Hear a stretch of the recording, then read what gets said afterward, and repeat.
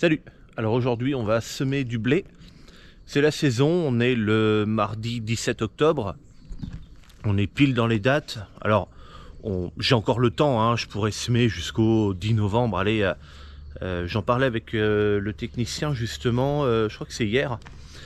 Et il me disait que, alors grâce ou à cause, voilà, on ne sait pas trop comment le dire, mais du réchauffement climatique et du décalage des saisons, maintenant par chez moi on peut semer jusqu'au 10 novembre sans trop de problèmes en réalité. Alors qu'avant c'était compliqué d'attendre jusque là. Alors attends, je vais commencer par aller ouvrir à Bécassine, c'est pas fait. Donc là papa est en train de semer. En fait on a commencé à semer hier. J'ai semé jusqu'à 9h30 quelque chose près, enfin 9h30 hier soir. Et ce matin c'est papa qui est parti semer parce que moi je viens juste d'arriver. En fait j'ai été avec la voiture, j'ai été chercher mes produits de traitement parce que je dois, quand je sème, je dois traiter aussitôt, faire un désherbage racinaire avant que le blé ne sorte de terre. Allez ma caca. Et puis les poupoules.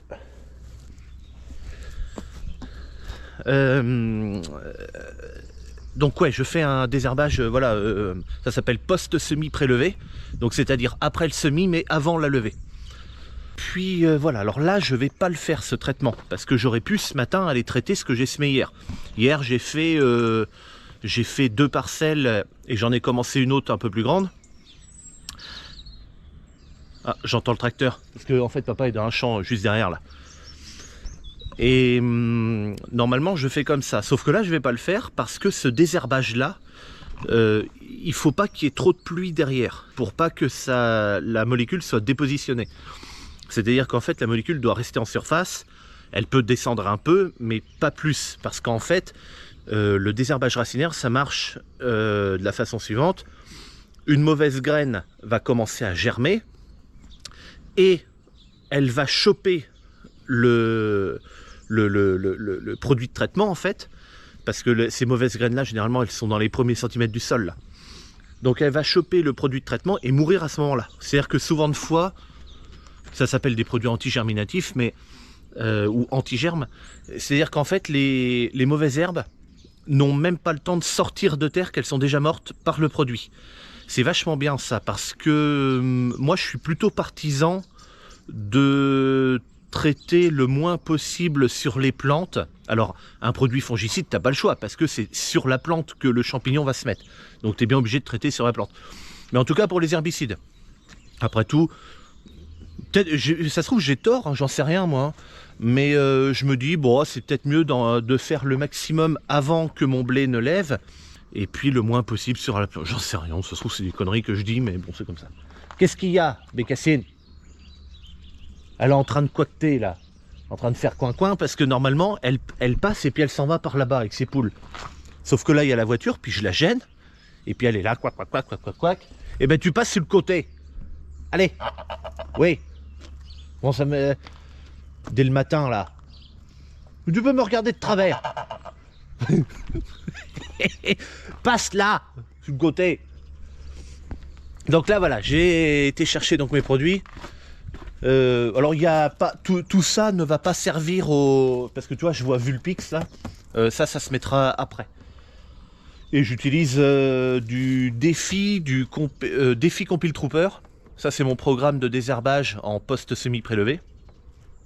Et ensuite Vulpix avec éventuellement Tolède. Tolède c'est un insecticide. C'est facultatif, je sais pas s'il y a des pucerons. Vulpix plus Tolède. Donc Vulpix c'est un désherbage qui se fait quand le blé a environ 2 feuilles, à quelque chose près. En fait ça se fait, le programme se fait en 2 fois comme ça. Et puis voilà, qu'est-ce que c'est ça? Ah bah c'est du Vulpix aussi. Ok, ça c'est le Trooper. Oh Bécassine, elle est où qu'elle est l'autre poule? Elle est pas sortie? Ah non, elle est encore dans le bâtiment, la poule je la vois, elle mange. Oui bah je m'en vais. Oh allez. Attends, parce que normalement, je passe devant. Allez, Bécassine. Oui, allez. Bécassine, ça la perturbe, parce que normalement, le matin, j'ouvre, Et puis, allez ma caca, viens.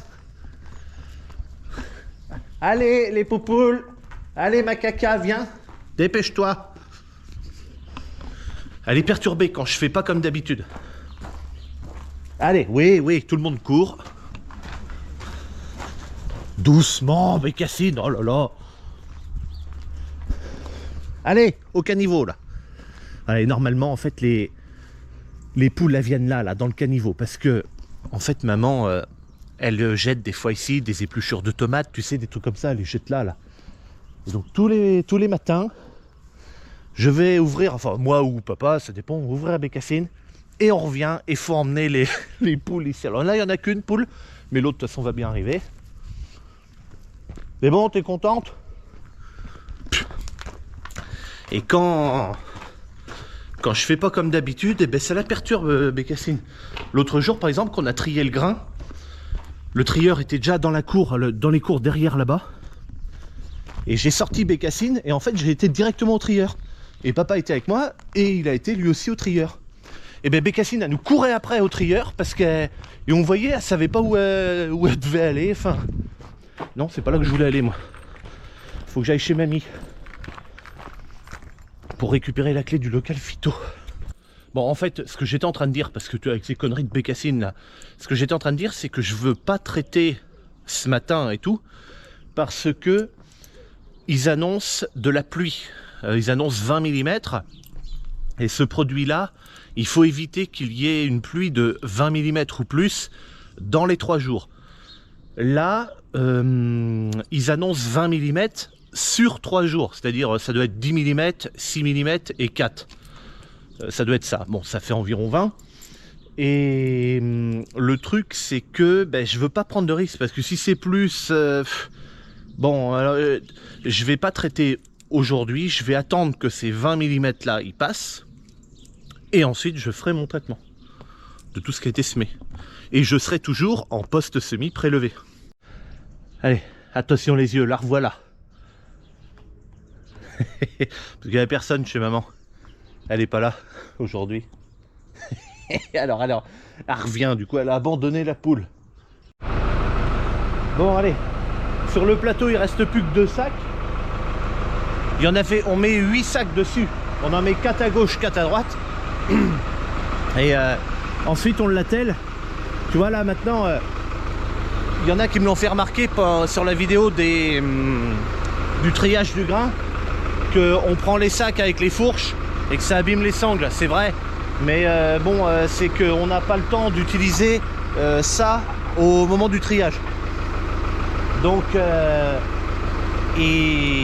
on prend les fourches et puis le sac, on fait quelques mètres avec et puis ça va comme ça. Pour semer, par contre, on utilise ça avec 4 crochets en dessous pour atteler les sacs. C'est plus chiant parce que tu mets une sangle, quand tu mets l'autre, t'as la première qui vient de s'enlever. Enfin, c'est assez pénible à mettre, mais bon, on y arrive. Et puis après, on a la barre oscillante du tracteur. Et on a fait une adaptation dessous pour pouvoir la mettre et atteler le plateau directement sur l'élévateur. Alors c'est mon frère qui a fait tout ça. Nous, il y a très longtemps, on avait été avec papy acheter l'élévateur en lui-même. Et après, c'est mon frère qui a fait le système d'attelage à 3 points là devant, bien entendu, ici. Et c'est lui également qui a fait les rallonges de fourche là. Pourquoi des rallonges? Pourquoi on n'a pas mis par exemple les crochets ici là? Eh ben c'est tout con, c'est parce qu'en fait, pour reculer et mettre le sac par-dessus le semoir, eh ben il faut que ça soit déporté comme ça. Et d'autant plus quand on a commencé à utiliser ce type d'équipement avec les big bags, du coup on n'avait pas ce semoir là, on avait un semoir sulky porté avec un combiné herse rotative semoir, et on mettait les sacs par l'arrière. Et là, si on n'avait pas eu ça, de toute façon c'était bien simple, on n'aurait pas pu mettre les sacs dans le semoir, parce que comme la trémie du semoir, pour éviter de faire un porte-à-faux, elle était par-dessus l'herse rotative, et ben tu avais toute la rampe de semis plus la herse, et donc fallait essayer de jucher ça par-dessus, et avec la rallonge ça marchait bien. Donc voilà, et évidemment on met le 3e point hydraulique, comme ça c'est quand même plus facile à gérer la verticalité de l'élévateur. Mais ça c'est vachement bien. Il y a une sécurité hein, pour pas que les fourches s'enlèvent. Et puis voilà. Et c'est mon frère aussi qui a fait le support par-dessous pour mettre la barre oscillante du tracteur. Pourquoi c'est mon frère qui a fait ça? Parce qu'il est soudeur professionnel, c'est son métier. Et donc qui d'autre que lui pouvait faire aussi bien que ça?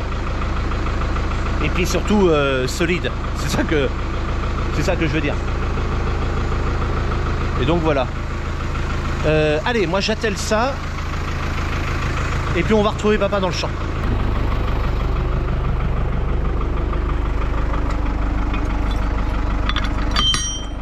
Et voilà.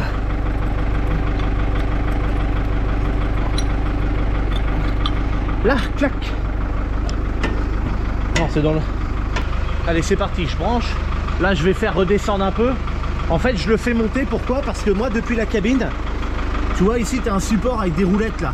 Là, puis la barre, là. Et ben en fait, depuis la cabine, quand c'est en bas, ben, c'est ici. Et c'est pile devant ça. Donc, en fait, je le fais relever pour que ça monte au moins jusque là. Et comme ça, ben, je vois, à quelque chose près, je vois ma chape d'attelage. Alors, je vois au dernier moment. C'est-à-dire que au départ, je suis obligé de regarder à côté du vérin, là, pour voir si je recule dans l'axe. Et à la fin seulement, je regarde là parce que je vois jusque là, pas plus loin. Hein. Donc c'est vraiment au dernier moment où je vois l'anneau arriver dans la chape. Mais ça se passe bien là, tu vois, en une seule fois, j'ai été attelé. Là, il est bien vertical, légèrement vers le tracteur. Tout simplement pourquoi? C'est parce que quand après il y a les sacs d'attelés là, ça fait du poids et finalement le sac est un peu les fourches sont pas droites. C'est pour ça que lui il faut le tirer un tout petit peu et comme ça c'est droit derrière. Allez, bon, je discute un petit peu mais j'ai le temps hein. Papa est pas du tout vide avec le semoir. Allez, j'ai laissé le tracteur ici, je l'ai dételé puis j'ai posé l'élévateur par terre. Et là papa est là-bas. En fait, il est en train de m'attendre parce que ce qui s'est passé, c'est que j'ai réenregistré une ligne de travail. Et le problème, c'est que de ces deux lignes-là, il y a un souci parce que elle est décalée. Parce qu'en fait, si tu veux, j'enregistre comme je... En fait, tout le bas du champ est ici. C'est pas considéré comme le même chantier par le GPS. Donc j'ai enregistré une ligne pour le bas. Enfin, ça pourrait l'être, mais c'est moi qui ai choisi de faire deux chantiers. Hein. J'ai enregistré une ligne en bas et en fait, à la dernière ligne ici, j'ai utilisé mon traceur pour faire une ligne et ensuite j'ai réenregistré une ligne qui va jusqu'en bas là-bas au bout pour faire après tout le reste du champ. Et puis là tout est décalé parce que ce qui s'est passé, c'est que j'ai réenregistré celle du bas. Je pensais être pareil, quelque chose près, et en fait j'y suis pas. Et papa sait pas faire enregistrer une ligne. Voilà, il sait se servir du GPS, il sait choisir sa parcelle, sa ligne, la limite, le type de travail, enfin voilà, ça il sait faire. Mais enregistrer des lignes et tout, ça il sait pas faire. Parce que il se sert pas suffisamment du GPS. Par contre, là, ce que je vois, c'est que papa n'a pas travaillé comme moi. Et si ça se trouve, c'est peut-être pour ça que c'est décalé. Bon, ok, je suis en train de semer. Donc là, tu vois, ça m'a fait ça. C'est pas colorié, là. C'est là où j'ai réenregistré. Tu vois, ça se voit peut-être la trace au sol, là. Le long du bois. Et en fait, pour partir de là jusqu'en bas. Voilà. Donc papa, lui, il est parti. Il descend à pied. Il est parti voir là-bas, là, parce que... On a vu des fouineries de cochons. Là, il veut aller voir s'il y en a. Parce que c'était juste fait. Et si ça se trouve, va savoir, ils sont peut-être venus cette nuit, puis il y en a peut-être des nouvelles là-bas. Enfin bon, allez, moi je roule environ 10 à l'heure. 10, 10 et demi, enfin voilà, bon. J'essaye d'avoir 10 km/h au semoir. Puis voilà. Alors c'est un peu sec en surface, mais en fait, derrière le semoir, on voit bien quand même la différence. Bon, là, c'est un petit peu plus frais, c'est le long du bois, quand même. On voit moins la différence devant, là. Bah bon, allez, sur cette parcelle de 16 hectares, il me reste plus que ça. J'en ai 9 de fait. J'en ai que 9. Ah ouais, si, ça me paraît cohérent. Donc voilà, ce petit bout de champ là, je l'ai fait hier soir, à la nuit. Et puis une partie qui remonte derrière là. Et là ça va être chiant, c'est le long, parce que là ça, mon champ en fait il remonte le long du village là. Et bah, t'as une chinte là, t'as un petit équesson, t'as une chinte, t'as un équesson, t'as une chinte, t'as encore un équesson et encore une chinte là-bas, qui va jusqu'à la route. Que tu vois derrière, t'as un autre champ en couleur terre là. C'est à moi aussi, il y aura du blé également dans ce champ. Mais entre les deux, il y a une route. J'ai également des ZNT que j'ai faites. Donc c'est des bandes d'herbe le long de la haie là-bas de laurier. Ça se voit peut-être, il y a de l'herbe. Là ça va se voir déjà beaucoup plus. Voilà, tu vois ici j'ai une bande d'herbe de 5 mètres entre la propriété qui est là et puis mon champ. Ici j'ai pas eu besoin de le faire parce que là c'est un ancien chemin et j'ai déjà la distance requise. Et là c'était pas la peine de le faire. Alors c'était pas la peine, je vais t'expliquer, c'est parce qu'en fait ce petit bout de terrain qui est maintenant en ronce, hein, mais en fait il y a une petite cabane et il y avait une piscine là dans le temps. Il appartient à la maison qu'on voit à travers blanc là. Et il y a une route entre les deux. Et la parcelle cadastrale de ça est différente de celle de la maison. Donc là, c'est pas nécessaire de faire une ZNT, une zone de non-traitement. Par contre, sur les deux autres là et puis l'autre là-bas, la haie de laurier et puis là, la parcelle cadastrale où il y a la maison vient jusque là. Mais des fois, tu peux avoir au niveau du cadastre la maison qui est sur une parcelle et puis ensuite tu as une autre parcelle qui va faire, admettons, genre 10 mètres de large, pas plus. Et bien même que tu serais pas très loin de la maison, bah, tu n'es pas obligé de faire une ZNT parce qu'en fait la parcelle cadastrale qui touche ton champ pour nécessiter une ZNT, ça doit être la parcelle cadastrale où est implantée la maison. C'est comme ça, c'est la règle, hein. Bon, ok, là je suis arrivé, tu vois, quasiment au bord. Il me reste plus qu'une passée à remonter. Donc là, ce que je vais faire, c'est que je vais faire 3 passages là dans la longueur. Parce qu'ici, j'ai pas besoin de jalonner ici. Faut juste que je note. J'étais rendu au numéro 4 là. Je vais noter, tu vois, là j'avais déjà mis reprendre à 7. C'était pour une autre chose. Donc là, faut que je note. Hop là, reprendre à 4. Voilà. Bon, c'est au cas où j'oublie, parce que bah, forcément les chiffres vont tourner. Et bah, c'est au cas où j'oublierais que c'était 4 qu'il fallait pour remonter, partir là-bas. Bah, je note comme ça de temps en temps. Là, il va falloir que je change. Hop, voilà. Donc là, ce que je viens de faire en fait, c'est que je viens de demander au semoir, la prochaine fois, pas cette fois-ci, mais la prochaine fois, de se lever sur toutes ses roues. C'est-à-dire qu'il va rétracter les disques et remonter la ligne de semis, mais il va rester posé sur la totalité de ses roues. Pourquoi? Ben parce que je vais avancer là, et que là c'est déjà semé. Donc en faisant avancer le semoir sur toutes les roues, ben j'écrase moins mon semis, quoi. Bon, alors là, je suis en train de descendre à vide le long de ma chinte, parce que tu vois, j'en ai fait là, j'ai fait un passage ici, il me reste plus que ça là à faire, là où je roule là. Et le problème, c'est que comme je fais 5 passages, si je commence à un bout, je termine forcément à l'autre bout. Et ben, des fois ça va bien parce que je termine, je fais mon machin et après je reprends dans l'autre sens. Autant là, tout est fini par là. C'est-à-dire que j'ai commencé à semer ma chinte là-bas et pourtant il faut que je continue après par là-bas. Donc là, ben, j'ai pas le choix. Je suis obligé de descendre à vide pour après remonter en semant pour faire mon dernier passage. Je pourrais descendre en semant et puis remonter sur ce que j'ai semé en faisant rouler mon semoir sur toutes ces roues. Mais j'ai pas envie, je préfère descendre comme ça et revenir en semant et pas rouler sur ce que j'ai semé, le moins possible. Donc quand je peux les vider, je le fais. Bon, là on va remettre de la semence dedans.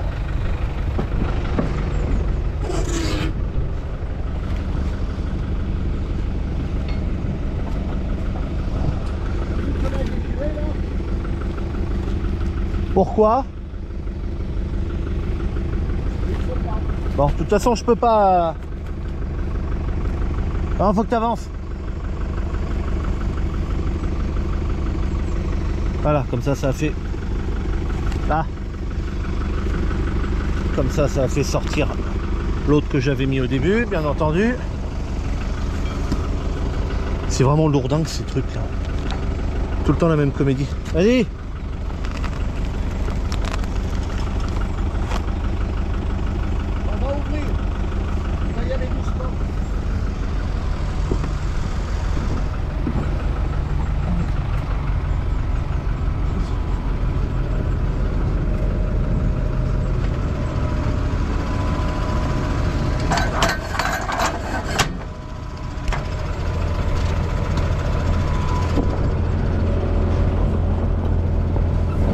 Là. Allez, il me reste encore ça. Bon, papa va essayer de reculer doucement.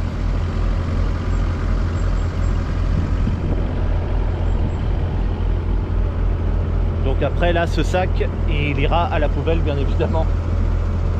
On va plus se servir d'un sac comme ça, hein.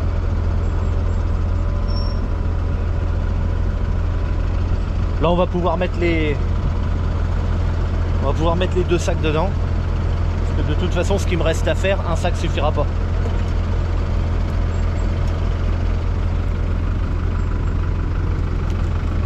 Bon là il est bien tenu par ces 4 crochets, donc je vois, il devrait pas se déchirer, je pense.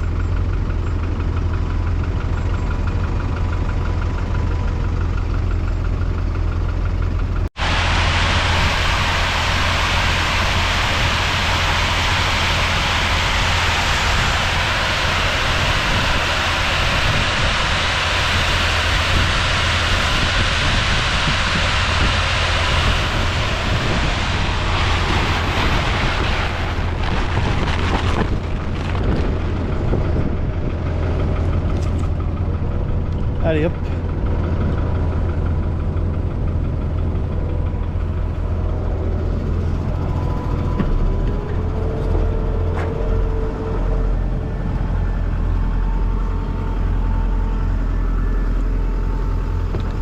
Allez.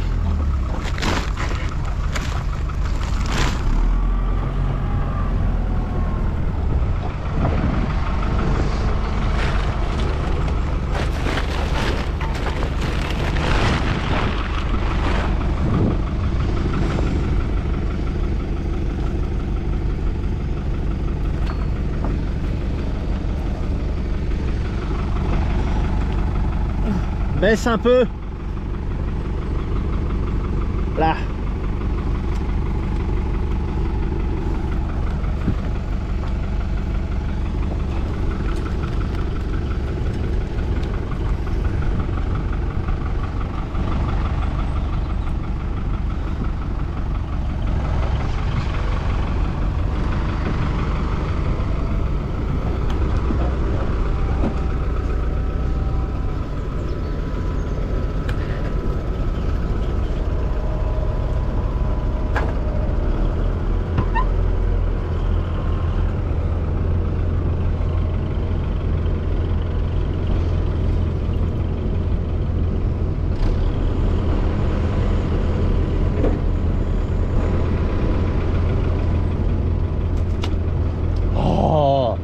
Tu vois, je sais pourquoi il pète moi les sacs, hein.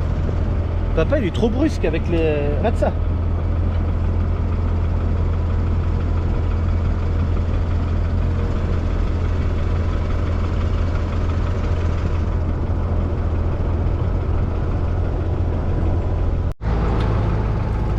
Bon allez hop.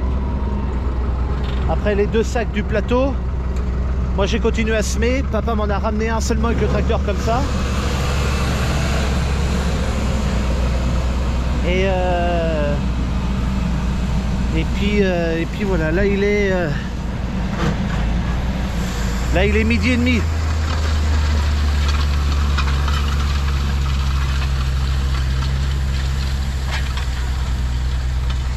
Donc papa vient de me remplacer, je vais aller manger. Et puis moi je vais rentrer avec ça du coup. Et puis je vais manger en vitesse, puis après je reviens, je remplace papa et lui il rentre manger.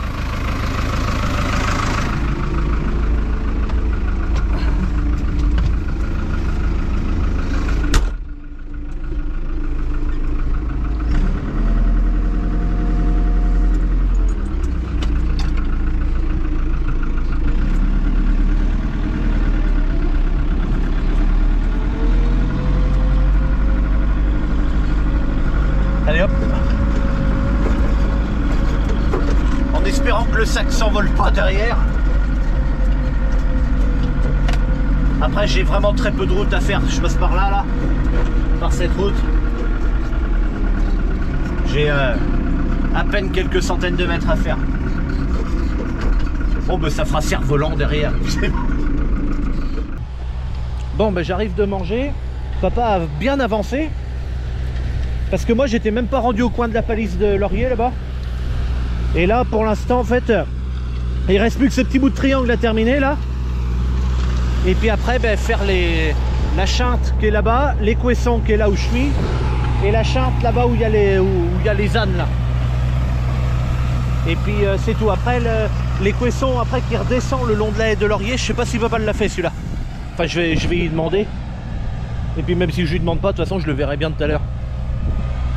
Là je vais le remplacer qu'il aille manger maintenant.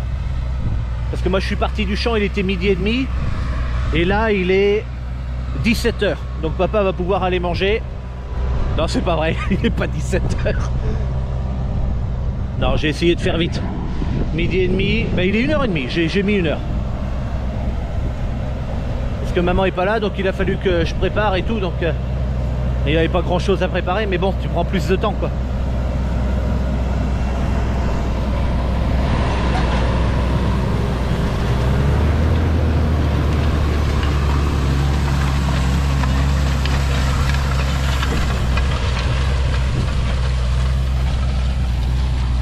Papa est reparti pour un tour, il m'a vu filmer, si ça se trouve il a dû penser que j'étais en train de filmer, puis il a dit bon ben le temps qu'il finisse de discuter à sa caméra, il va faire un autre tour. Je pense il a dû se dire ça.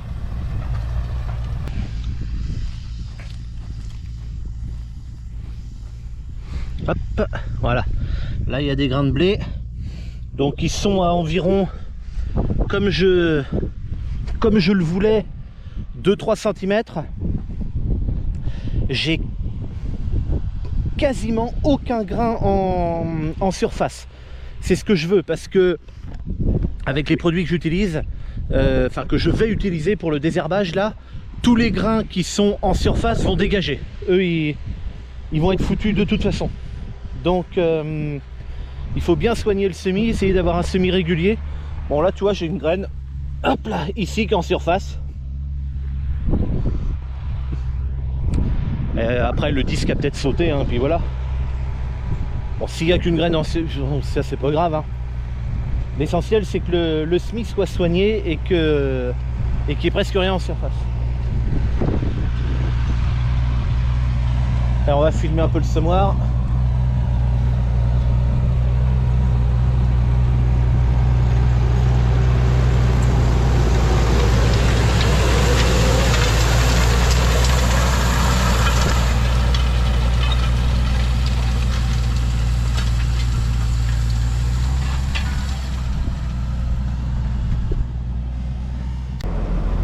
Bon là on est en train de réétalonner. En fait on a déjà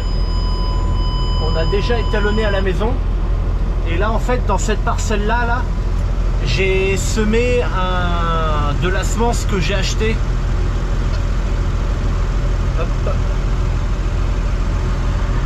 J'ai semé de la semence que j'ai acheté. C'est ça s'appelle mélange COC mosaïque. En fait c'est un mélange de 4 espèces de blé. Et c'est Centre-Ouest Céréales qui fait ça. Donc j'en ai acheté un Big Bag pour voir et j'ai semé ça là. Donc là j'ai semé juste à temps que ce soit vide mon semoir. Et là on remet un sac de blé. Alors maintenant c'est du prestance que je sème. On réétalonne forcément pour le prestance. Et puis je vais... En fait c'est le hasard mais j'ai plus que les chantes à faire maintenant. Combien papa? 6 kg 230. Alors papa me dit c'était 6 kg 230. Donc je note ici 6 kg 230. 230, alors que normalement ça aurait dû être 5 kg 400 et quelques. Donc 6 kg 230, je valide. Hop, il vient de me changer mon facteur d'étalonnage. La gamelle est dessous, donc là je refais un étalonnage. Et s'il y a très peu de différence, là j'en ferai pas d'autres. S'il y a encore, selon moi, encore un peu de différence, j'en referai un troisième. Voilà. Et là, en fait, il me compte une surface comme si le semoir roulait à 8 km/h. Et en fait, là, il est en train de compter des hectares. Je sais pas si ça se voit bien. À 0,025, il sonne. Alors, quand il sonne, ça veut dire qu'il a atteint au moins le minimum qu'il lui faut, lui, pour pouvoir étalonner. Moi je le fais aller jusqu'à 0,035, je fais un petit peu plus. Je ne le fais pas aller beaucoup plus que ça parce qu'après on va se retrouver avec 10 kg de grains et c'est chiant. Là on doit trouver 5 kg 70 presque. 5 kg 7, on va voir.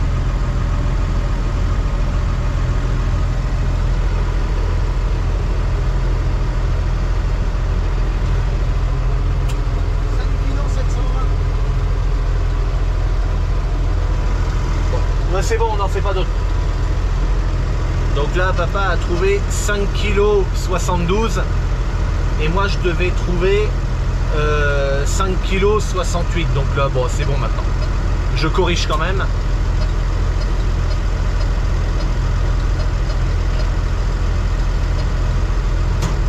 Hop, et voilà. Maintenant, j'y touche plus parce que là, tu vois, je suis à mon facteur d'étalonnage, il est à 1,97. Et maintenant, si je touche maintenant quelques centaines de grammes, il corrige même plus le facteur d'étalonnage. Parce que les doses sont trop petites. Et à la fin, il arrête de corriger. Donc là, c'est terminé. Donc je fais échappe. Alors juste avant, quand même, j'avais été dans l'émission. Donc là, du prestance, du blé, céréales, 160 kg hectare. Là, je remets à zéro. Donc ça, c'est ce qui avait été semé l'année dernière avec cette machine-là. J'ai démarré la mission et puis comme ça j'ai étalonné par dessus. Et donc maintenant j'ai plus qu'à lancer mon menu de travail. Et là mon semoir est prêt à semer maintenant du prestance à 160 kg.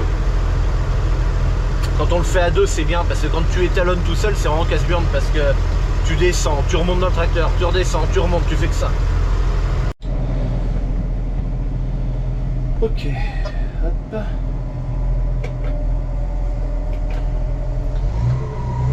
Ok, donc là papa rattelle le plateau puis il va rentrer à la maison et il va charger le plateau complet en semences pour que ce soit prêt. Normalement il pleut dès demain matin donc je pense qu'on va, quand on va arrêter ce soir, on arrêtera complètement pour peut-être jusqu'à la fin de la semaine, on verra, hein, ça dépendra le temps qu'il fera mais... Ils annoncent de l'eau dès demain matin, donc je pense pas qu'on pourra semer comme ça. Donc là je vais attendre que papa s'en aille parce que je veux faire ma bordure ici en premier. Et puis bah, du coup il me gêne. Là j'ai que 3 lignes, il m'en manque une. En plus c'est cette ligne qui est là, il faut que j'en crée une nouvelle. Parce que, d'ailleurs je vais cliquer sur plus. Hop. Et ça sera une ligne courbe, voilà. Faut que je la refasse parce que je l'avais supprimé. Pourquoi je l'avais supprimé? Ah oui, tu vois les gros arbres là? Et bien en fait, quand j'ai créé ma ligne, je n'avais pas encore mon antenne à la maison. Et j'utilisais une antenne pour centipède qui était bien plus loin. Et le problème qui s'est passé, c'est que quand je passais sous des énormes arbres comme ça, ou même juste des haies mais très hautes, eh bien ça me faisait des petites coupures. Et en fait, là tu vois, sous le gros arbre là, ça va tout droit. Et en fait, quand j'enregistrais ma ligne, ça me faisait un zigzag comme ça là. Et parce que pendant une demi-seconde ou une seconde, il avait perdu le signal. Et en fait, ça me faisait faire un zigzag pas croyable. Et depuis que j'ai mon antenne à la maison, eh bien, ça me le fait plus sous ces grands arbres là. Ce genre de zigzag là, c'est enfin la perte en tout cas du signal. Ça me le fait plus. Donc il y a quelques lignes comme ça là. Dans toutes mes parcelles, il y en a quelques-unes que je suis obligé de réenregistrer, mais c'est pas grave parce que je perds pas de temps à les enregistrer puisque je le fais en même temps que je travaille. Là je vais reculer le long de la haie comme il faut, enfin comme il faut.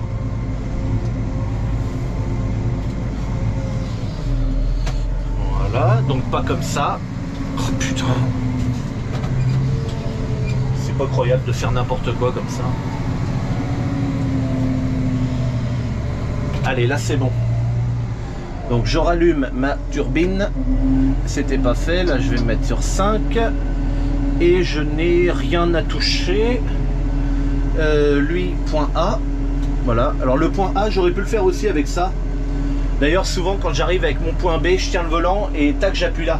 Ça va aussi vite parce que une fois, tu sais ce qui m'est arrivé? Je voulais appuyer sur point B en utilisant l'écran et ça sautait un peu dans le tracteur et j'ai ripé, ça a fait annuler. Là c'est con. Donc tu recommences et puis voilà. Donc maintenant j'ai tendance à le faire en appuyant ici. C'est comme ça, ça glisse pas quoi. On va dire ça comme ça. Allez, je pose la caméra parce que le long des haies, j'aime pas trop avoir la caméra dans la main. Et puis de toute façon je vais arrêter la vidéo ici parce que c'est bien assez. Et donc je te dis à bientôt pour une prochaine. Allez, salut.